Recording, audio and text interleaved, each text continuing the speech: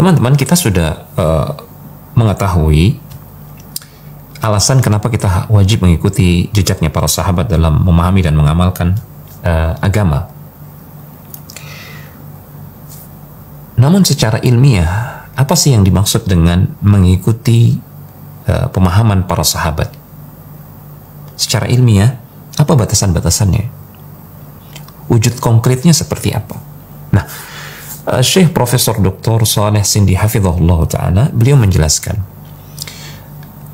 bahwasanya berpegang teguh dengan pemahaman para sahabat radhiyallahu ta'ala anhum ajma'in yang dikenal dengan manhaj salaf, berpegang teguh dengan manhaj salaf itu mencakup 4 hal secara ilmiah ya. Kalau kita mau urei, mencakup 4 hal. Yang pertama, kata beliau, al-akhdhu bi ijma'ihim idza ittafaqu. Wajib bagi kita untuk mengambil kesepakatan mereka, ijma' mereka, jika mereka bersepakat pada suatu permasalahan. Ya. Terlebih permasalahan tersebut menyangkut urusan agama. Wajib bagi kita untuk mengambil kesepakatan mereka tersebut. Jika tidak, maka kita dikatakan kita belum dikatakan mengikuti manhaj salaf, belum dikatakan mengikuti generasi terbaik umat ini, yaitu para sahabat radhiyallahu ta'ala anhum ajma'in. Di antara ijma' para sahabat, misalkan para sahabat bersepakat ya memilih Abu Bakar As-Siddiq sebagai khalifah Rasulullah sallallahu alaihi wasallam. Ya. Jika ada orang yang mengatakan Abu Bakar tidak layak menjadi khalifah, yang paling layak menjadi khalifah adalah Ali bin Abi Thalib misalkan, dan ini terjadi, sebagian orang Syiah Rafidhah mengatakan demikian, bahkan mereka mengkafirkan Abu Bakar As-Siddiq. Jika ada orang yang berpendapat seperti itu, maka dia keluar dari ijma'nya para sahabat.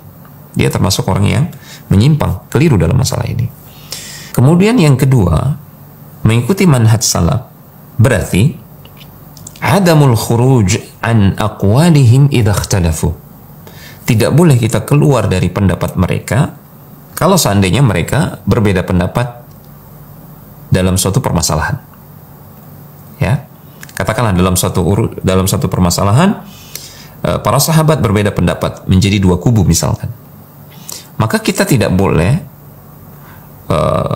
memunculkan pendapat ketiga di luar pendapat mereka. Ya. Jika kita memunculkan pendapat yang baru, pendapat yang ketiga, tidak mengikuti salah satu di antara pendapat para sahabat, maka kita dikatakan tidak mengikuti manhaj salaf dalam masalah tersebut. Kemudian yang ketiga, as-sukutu amma sakatu anhu. Kita wajib untuk diam, tidak bicara dalam suatu perkara, terlebih dalam urusan agama ini, jika para sahabat diam dalam masalah tersebut.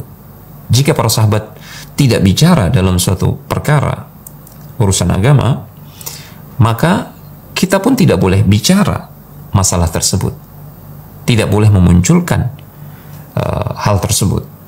Jadi kita wajib diam pada perkara yang mereka diamkan. Sebagai contoh, para sahabat radhiyallahu ta'ala anhum ajma'in, mereka tidak pernah bicara tentang kaifiyat sifat Allah, hakikat sifat-sifat Allah subhanahu wa ta'ala. Tidak pernah membicarakan secara detail seperti apa hakikat sifat Allah subhanahu wa ta'ala. Maka kita pun jika kita mengikuti manhaj mereka para sahabat, kita pun wajib diam dalam masalah tersebut. Kita wajib sebatas mengimani makna sifat-sifat Allah subhanahu wa ta'ala, menerimanya ya, tanpa menyelami hakikat seperti apa dan bagaimana sifat Allah subhanahu wa ta'ala tersebut, karena ini tidak pernah dibicarakan oleh para sahabat radhiyallahu ta'ala anhum ajma'in.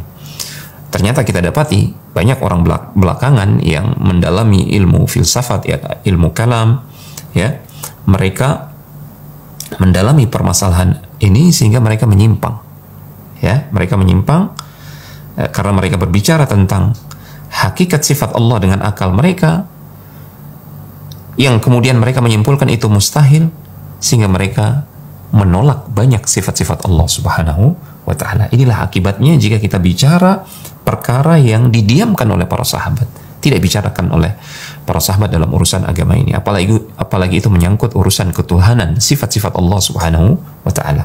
Kemudian yang keempat adalah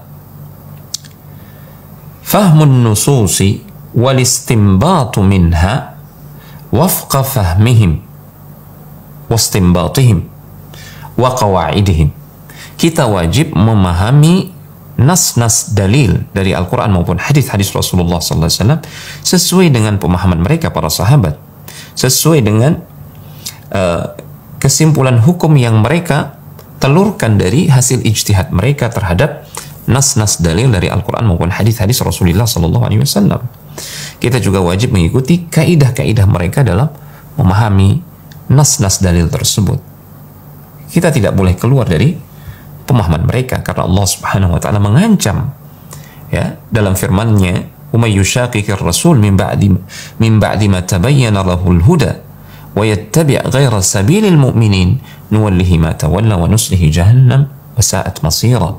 Siapa yang menentang Rasul setelah jelas baginya al-haq, kebenaran, dan dia mengikuti jalannya selain jalan orang-orang beriman, maksudnya adalah selain jalannya para sahabat, sebagaimana diungkapkan oleh banyak ahli tafsir, maka Allah mengancam, nuwallihi ma tawalla, kami akan palingkan kemana mereka berpaling, ya mereka akan tersesat, wa nuslihi jahannam wa sa'at masir, dan kami akan campakkan mereka ke dalam neraka jahannam, dan itu adalah seburuk-buruk tempat kembali.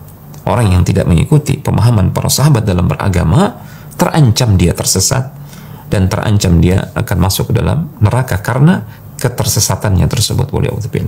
Semoga Allah memberikan taufik. Wassalamualaikum warahmatullahi wabarakatuh.